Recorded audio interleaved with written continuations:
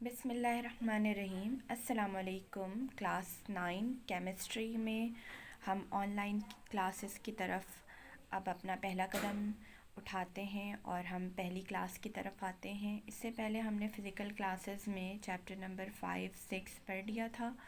अब हम chapter number 7 की तरफ आते हैं। चैप्टर नंबर 7 जो कि सॉल्यूशन एंड सस्पेंशन है। ठीक है, तो सॉल्यूशन एंड सस्पेंशन को स्टार्ट करने से पहले हम जो हमने बुनियाद डाली थी केमिस्ट्री में, स्टार्ट से हम पढ़ रहे थे, हर चीज़ हमने पढ़ी है, तो इसी तरह से मैं बुनियाद की तरफ आती हूँ, यानी बेसिक की तरफ आती हूँ। उसको लेकर मैं आपको फिर सॉल्यूशन और सस्पेंशन समझाती हूँ। ठीक है, तो सबसे पहले आपको पता है मैटर क्या होता है। मैटर को हम सब्सटेंस भी कह सकते हैं। अब ये जो मैटर होते हैं या सब्सटेंस होते हैं वो दो तरह के होते हैं, दो कैटेगरी में हम इनको डिवाइड कर सकते हैं। एक ऐसा सब्सटेंस जो कि बिल्कुल प्योर हो, ठीक है, और एक ऐसा सब्सटेंस जो कि इम्प्योर होता है। ठीक है, तो जो प्योर सब्सटेंस है वो दरअसल सेम एलिमेंट्स से जो बने हुए होते हैं मैटर या सब्सटेंस, उनको हम कहते हैं प्योर सब्सटेंस। सेम एलिमेंट्स का मतलब ये है कि अगर मैं कोल की बात करूं तो वो सिर्फ और सिर्फ कार्बन से मिलकर बना है। ठीक है, तो उसमें सिर्फ एक कार्बन का ही एलिमेंट मौजूद है। अगर मैं गोल्ड की बात करूं, सोने की बात करूं, तो सोना जो है वो सिर्फ और सिर्फ जो है वो AU यानी कि गोल्ड्स के ही एलिमेंट से बना है। आयरन, लोहे की बात करूं तो वो भी जो है Fe से बना होता है। ठीक है, Fe के ही एलिमेंट उसमें मौजूद होते हैं, तो वो प्योर सब्सटेंस है, उसमें दूसरा कोई एलिमेंट नहीं मौजूद होता है। और एलिमेंट के बारे में आपको पता है, पीरियोडिक टेबल में 118 एलिमेंट्स हैं। उसमें मेटल्स भी शामिल हैं, नॉन मेटल्स भी शामिल हैं और मेटलॉइड्स भी शामिल हैं। ठीक है, अब हम इम्प्योर सब्सटेंस की तरफ आते हैं। इम्प्योर का मतलब वो नहीं है कि प्योरिटीज़, केमिस्ट्री में प्योरिटी का मतलब ये है कि उसमें एक एलिमेंट्स के अलावा बहुत सारे एलिमेंट्स या बहुत सारे कंपाउंड्स अगर मौजूद हैं, डिफरेंट टाइप के कंपाउंड या एलिमेंट है, तो वो इम्प्योर है। तो यहाँ पे हम एलिमेंट की बात कर रहे हैं, सेम एलिमेंट है तो फिर क्या है, वो प्योर सब्सटेंस है। अगर एलिमेंट एक से ज़्यादा है यानी कि डिफरेंट एलिमेंट है, ठीक है, तो उसको हम कहेंगे इम्प्योर सब्सटेंस। अब इम्प्योर सब्सटेंस की दो कैटेगरी है। एक एलिमेंट्स हैं मौजूद लेकिन एलिमेंट्स केमिकली कंबाइन है। ठीक है, और एलिमेंट्स हैं मौजूद और वो एलिमेंट फिज़िकली कंबाइंड है। तो फिज़िकली कंबाइन एलिमेंट्स जो होते हैं उनके अंदर कोई केमिकल बॉन्ड नहीं होता, यानी कि उसको आसानी से हम उसको ब्रेक कर सकते हैं, उसको हम अपनी पुरानी हालत में हम ला सकते हैं। केमिकली कंबाइन जो होते हैं उसके अंदर केमिकल बॉन्ड्स शामिल होते हैं। डिफरेंट एलिमेंट तो होंगे लेकिन बीच में केमिकल बॉन्ड्स उनके होंगे, तो उसको हम कहेंगे कंपाउंड। फिजिकली कंबाइंड एलिमेंट्स को, फिजिकली कंबाइंड जो होते हैं उसको हम कहते हैं मिक्सचर। ठीक है, आपको समझ में आ गया। प्योर सब्सटेंस क्या होते हैं, जिसके अंदर सेम टाइप्स ऑफ एलिमेंट्स मौजूद हो। इम्प्योर सब्सटेंस, उसके अंदर सेम टाइप्स के अलावा डिफरेंट टाइप्स ऑफ एलिमेंट्स मौजूद होते हैं। उसको हम दो तरह से हम क्लासिफाई कर सकते हैं। वो जो एलिमेंट्स जिसमें डिफरेंट एलिमेंट्स मौजूद हैं वो केमिकली बॉन्डेड हैं, केमिकली कंबाइन हैं, तो वो कंपाउंड कहलाएगा। अगर फिजिकली कंबाइंड है तो वो मिक्सचर कहलाएगा। अब पहले हम कंपाउंड की तरफ आते हैं। कंपाउंड क्या के बारे में, कंपाउंड की भी दो कैटेगरी में हम इसको डिवाइड कर सकते हैं on the basis of bonding he. Combine, हमने वर्ड कंबाइन यहाँ पर यूज़ किया है तो कॉम्बिनेशन के बेस पे ही हम डिफाइन करेंगे। ठीक है, तो अगर कंपाउंड के दरमियान आयनिक बॉन्ड मौजूद है तो वो आयनिक कंपाउंड है, और अगर कोवलेंट बॉन्ड मौजूद है तो वो कोवलेंट कंपाउंड। कंपाउंड भी दो तरह के यहाँ पे मैंने आपको बता दिए। आयनिक कंपाउंड की एक मेन बात जो कि मैंने आपको क्लास में भी बताई थी वो ये कि आयनिक कंपाउंड के किन के दरमियान बनता है या आयनिक बॉन्ड या आयनिक कंपाउंड में एलिमेंट्स कौन से होते हैं। एक मेटल होगा और दूसरा नॉन मेटल होगा। For example KCl, NaCl, CaCl2, K, Na और Ca ये सारे मेटल्स हैं, और Cl, Cl, Cl ये सारे नॉन मेटल्स हैं।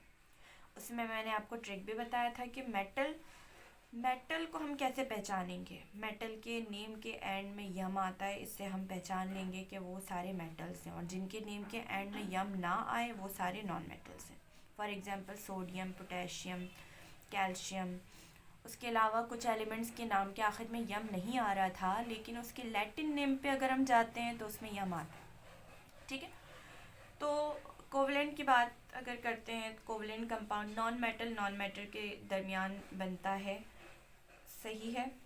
फॉर एग्जांपल हाइड्रोजन और क्लोरीन, हाइड्रोक्लोरिक एसिड, हाइड्रोजन भी नॉन मेटल है, क्लोरीन भी, क्लोरीन क्लोरीन, तो ये दोनों ही एलिमेंट नॉन मेटल्स हैं। ठीक है, अब हम आ जाते हैं मिक्सचर की तरफ। मिक्सचर दो तरह के होते हैं, एक होमोजीनियस और दूसरा हेट्रोजीनियस। होमो का मतलब होता है सेम, हेट्रो का मतलब होता है डिफरेंट। जीनियस मीन्स स्टेट, यहाँ पे भी जीनियस का मतलब स्टेट। ऐसा कोई मिक्सचर जिसके अंदर डिफरेंट चीज़ें हो मौजूद, और डिफरेंट चीज़ों को अगर मिक्स किया जाए तो फिर उसमें सेम फेस बन रहा हो, लेकिन मतलब ये कि उसमें हम कोई डिफ्रेंसिएशन ना कर पाएँ, सेम फेस बने, तो वो सॉल्यूशन कहलाता है। फॉर एग्जांपल के तौर पे अगर आप एक ग्लास पानी लेते हो, ठीक है, उसमें अगर आप सॉल्ट ऐड करते हो और उसको मिक्स करते हो, तो मिक्सिंग के बाद सॉल्ट जो कि सॉल्यूट होता है वो मिक्स हो जाता है पानी में। उसके बाद जो पानी जो होता है वो फिर उस वक्त भी लिक्विड ही नज़र आ रहा होता है उसके अंदर, यानी कि सॉल्ट डिज़ोल्व होने के बाद कोई सॉलिड पार्टिकल नहीं नज़र आता। यानी कि फेस जो उसमें मौजूद होता है या स्टेट मौजूद होता है वो एक ही स्टेट मौजूद होता है, लिक्विड।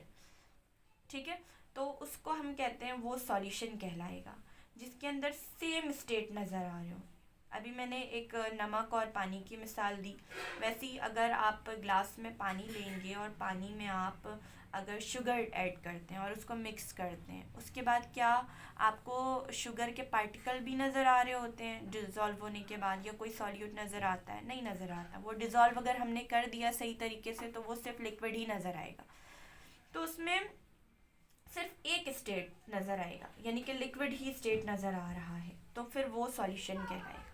ठीक है, तो सॉल्यूशन में भी दो चीज़ें हमने देखी, एक तो हम अगर सॉल्ट की बात करें और वाटर की बात करें तो दो चीज़ें हैं।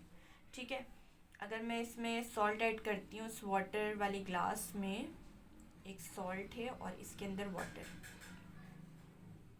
ठीक है, तो वाटर आपने ज़्यादा क्वांटिटी में लिया है और सॉल्ट आपने थोड़ा सा डाला है, तो वो जो सॉल्ट जो थोड़ी क्वांटिटी में डाला है उसको आप कहोगे सॉल्यूट, जो लेस अमाउंट में होता है। और जो आप ज़्यादा क्वांटिटी में लेते हो, फॉर एग्जांपल ग्लास के अंदर वाटर लिया है, वो ज़्यादा क्वांटिटी में है, लार्ज अमाउंट में, तो उसको आप कहोगे सॉल्वेंट। ठीक है, तो सॉल्यूशन में समझ में आया कि ऐसा मिक्सचर जिसमें एक ही स्टेट नज़र आए, हो सकता है सिर्फ लिक्विड नज़र आए, मे बी सॉलिड और सॉलिड नज़र आए, या फिर जो है गैसेस का मिक्सचर है तो सिर्फ गैस ही गैस नज़र आ रहे हो, सेम स्टेट अगर नज़र आ रहे हो मिक्स करने के बाद, तो वो सॉल्यूशन है। ठीक है, अब हेट्रोजीनस मिक्सचर क्या होता है? जिसको मिक्स किया हमने, ऐसा मिक्सचर जिसके अंदर डिफरेंट स्टेट नज़र आ रहे हैं, उसको हम कहते हैं हेट्रोजीनियस मिक्सचर। ठीक है, उसको हम सस्पेंशन कहते हैं। फॉर एग्जांपल के तौर पे मैं इसको रब कर देती हूँ सॉल्ट और वाटर वाले एग्जांपल को। ठीक है, इसके जगह पे मैं इसी ग्लास एक और ग्लास बनाती हूँ। ठीक है, इसके अंदर वाटर लिया मैंने, ठीक है, और इसके अंदर ना कुछ स्टोन्स डाल दिए, पत्थर डाल दिए, ठीक है, कुछ स्टोन्स डाल दिए, सही है।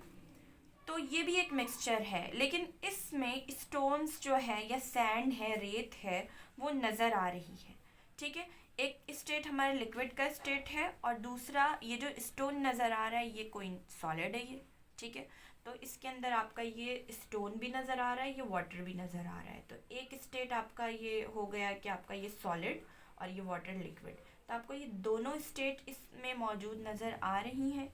ठीक है, तो इसके अंदर क्या हो रहा है कि डिफरेंट स्टेट वाला मिक्सचर है। ठीक है, एक स्टेट नहीं है, डिफरेंट स्टेट वाले मिक्सचर को हम कहते हैं सस्पेंशन। ठीक है, एग्जाम्पल में आपने देख लिया स्टोन एंड वाटर। इसी तरह से अगर वाटर के अंदर फोम हम डाल देते हैं, फॉर एग्जांपल ये जैसे ये फोम है, वाटर में डाल दिया तो वो नज़र आ रहा होगा फोम ऊपर और वाटर, तो ये भी एक मिक्सचर कहलाएगा। बहुत सारे फोम्स अगर तोड़कर भी डाल दिए जाए तो वो बज़ाहिर फोम अलग और वाटर अलग नज़र आएगा। ठीक है, तो ये सस्पेंशन है और ये हेट्रोजीनियस मिक्सचर है। ठीक है, तो अब हम इसको भी रिपीट कर लेते हैं। केमिकली कंबाइंड, फिजिकली कंबाइंड, मतलब केमिकल बॉन्ड अगर मौजूद हो तो वो कंपाउंड है, फिजिकल बॉन्ड मौजूद हो तो वो मिक्सचर है। ठीक है, कंपाउंड में दो तरह के कंपाउंड, एक आयनिक कंपाउंड होगा, एक कोवलेंट कंपाउंड होगा। आयनिक कंपाउंड कब बनता है? जब मेटल नॉन मेटल आपस में मिलते हैं तो वो आयनिक कंपाउंड बनेगा। नॉन मेटल आपस में मिलते हैं तो कोवलेंट कंपाउंड बनेगा। मिक्सचर की तरफ आते हैं तो दो तरह के मिक्सचर होते हैं, homogeneous mixture and heterogeneous mixture. Same state हो, मतलब लिक्विड है तो लिक्विड, दोनों सॉल्यूट और सॉल्वेंट को मिक्स करने पर एक ही स्टेट नज़र आ रही है तो वो सॉल्यूशन है। सॉल्यूट और सॉल्वेंट को मिक्स करने पर डिफरेंट स्टेट नज़र आ रहे हो तो वो सस्पेंशन है। ठीक है, अब सॉल्यूट क्या है और सॉल्वेंट क्या है? सॉल्यूट अगर हम एक चीज़ यूज़ करें जो कम अमाउंट में मौजूद है तो वो सॉल्यूट है, जो ज़्यादा अमाउंट में मौजूद है वो सॉल्वेंट है। ठीक है, तो इस तरह से हम सॉल्यूशन और सस्पेंशन तो आपको समझ में आ गया होगा। अब हम मज़ीद आगे बढ़ेंगे टाइप्स ऑफ सॉल्यूशन पर नेक्स्ट लेक्चर में। Thank you.